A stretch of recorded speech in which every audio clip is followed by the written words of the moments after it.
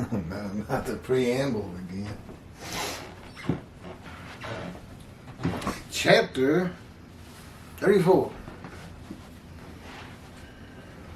God's power in creation. From his book, new book, dictated to me, the righteous servant Mashiach, the man of Isaiah 11 and 53. There's more information on that in prior videos. I'm getting real weary of going back over them. Just as he dictated the Torah to Moses, Moses couldn't possibly have been able to write those 5 books. The knowledge was just far above him. I mean, he's raised as a prince in Egypt. And the only gods he heard of, I guess, were cats or something. Whatever the Egyptian belief was. It was several years later, but still. He had run away from Egypt because he had killed a man in anger, and instead of repenting to Pharaoh and begging for his life, he ran. And so we're ready to begin.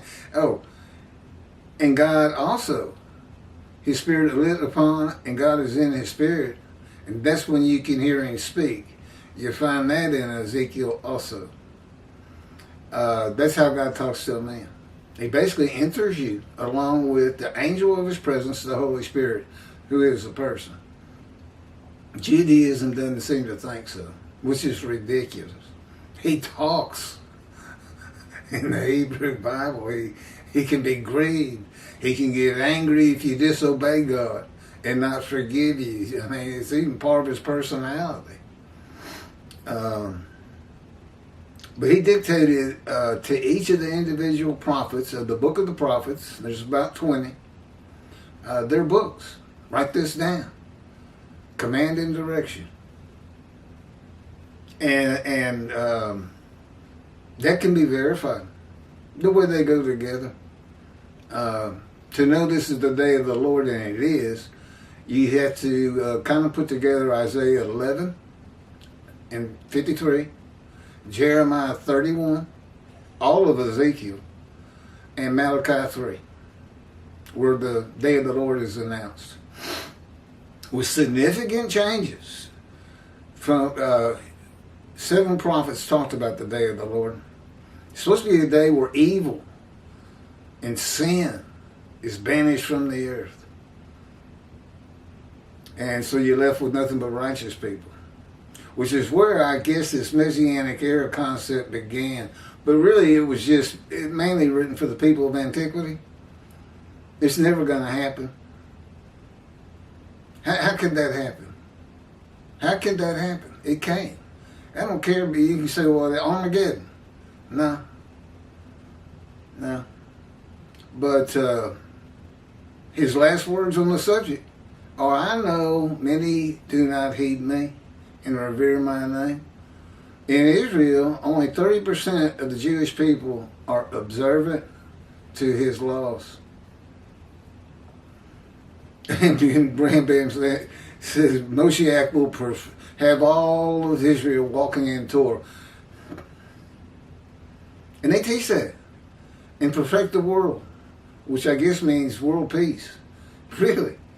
Moshiach's going to bring world peace. Huh. I think I'm going to cause a big disturbance is what I think. If anything, there's going to be a jihad declared against me by the Muslims for saying I'm the last prophet of God. This is not Muhammad. That's a blasphemy to Muhammad followers right there. Yeah, jihad, where it goes out. If you see this man, if I give you a picture, probably kill him. Do I look worthy? God's with me. He'll know if I'm walking into a trap. And maybe that's the way he takes me out. Yeah, he's going to determine when I die.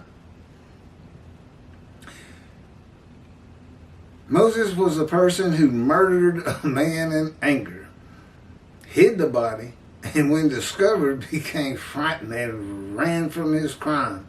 And then became, at the end of his days, a person more humble than any other man at the end of his life. He was chosen above all mankind, achieving a greater knowledge of the Almighty than anyone before. He's been with me 16 years now. I know him well. I don't understand a thing he does. I don't know why he's doing these things to me. I just know what they are. I just know he does it, and I just endure. Yeah, for all intents and purposes, I'm always in pain somewhere. Primarily over here and in my jaw joint, my TMJ. So Moses was a man like Ezekiel in that his spirit could become infuriated, furious, and bitter. To calm the spirit of Ezekiel, God pinned him to the ground for 430 days. Hands handcuffed behind him so he couldn't roll over from side to side. He had to stay on one side for like 380 days, and he got to roll over for 40 days for the punishment for sins of the house of Judah. The 380 days, I think that's what it is, was for the house of Israel, the northern kingdom, where they really must have been doing some sin. It wasn't vicarious suffering. It was supposedly a punishment on this priestly man who had been trying to get the house of Israel and Judah to stop sinning his whole life. And now he's being told he's going to suffer equally with their punishment. Their punishment was defeat and being deported to Babylon, and which would be Iraq and Iran. I don't know if Babylon went that far. Any event, they got deported out of the promised land.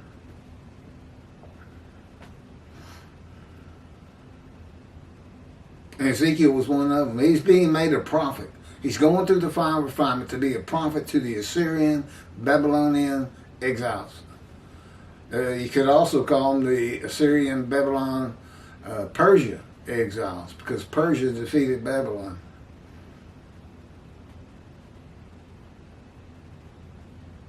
A man does not go from being hot-tempered enough to kill another man to the most humble man on earth by being the leader of hundreds of thousands of men and women. 600,000 men and their families were in the Exodus and known to converse with God.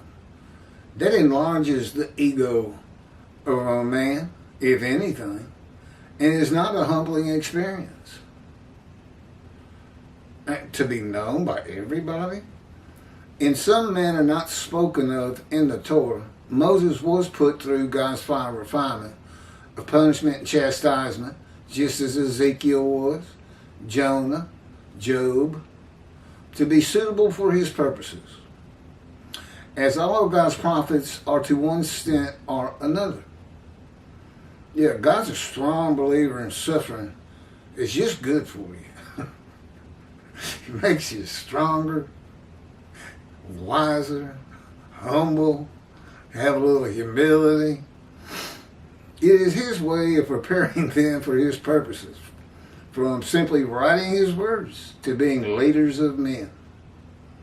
God's righteous servant of Isaiah 53, that would be me, is the prophet like Moses, who endures chastisement, punishment, maltreatment, crushing, and bruising by the hand of God, his words and his power, in God's fire of refinement, which I call God's boot camp for prophets, likened to a cadet who goes through boot camp to become a Green Bay Marine or a Navy SEAL. As I understand, that's very, very tough 6 months or so. I'm like, 6 months? I'll take that over being with God. Or being in God's fire of fire. No, nobody would turn this down, and frankly, he doesn't let you. Ezekiel didn't get a choice. God said, he says, a spirit seized me, and I went in the bitterness and fury of my spirit in the hand of God. And you think being in the hand of God means everything's going smooth for you. But he's bitter and furious. You know why? Because God sees him. The Spirit is the Holy Spirit, the angel of his presence. And God is in him. And now they're both in Ezekiel. And he can hear God's words, as he tells us. He's in the fire of refinement.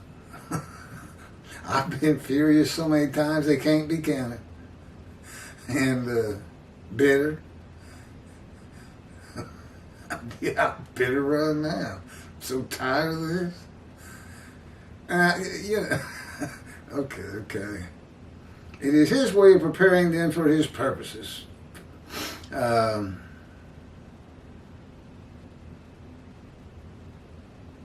incites and brings out emotions with chastisement and punishment and calms the spirit of a man in his words and power. It humbles a man. When God uses his power to change the spirit of a living man in his creation in the fire of refinement, it is not to be taken lightly. God enjoys watching creation unfold naturally, as he knew it would, and not as he can make it happen, not changing it in his power. That is nothing to him. If he thinks it and wills it, it is. He thought through humanity from its beginning with Adam to the end. Whatever that is, we don't know what the end is. It's a safe bet it's going to happen one day. And if nothing else, the sun will go out. When God uses his power to change the spirit and soul of a living man in his creation, I just read that. Yeah, he thought it all through. Okay, next chapter. Chapter 35. Stirring the spirit of armies. Wow. Yeah, we've already, this memory card, this is my old memory card. It seems to be going a lot longer. But I gotta reset it for every book. Means I gotta go through the preamble at the beginning again. I've done it 34 times, man. It's called Stirring the Spirit of Armies. If you like the one you just watched, you'll really want to watch this next one.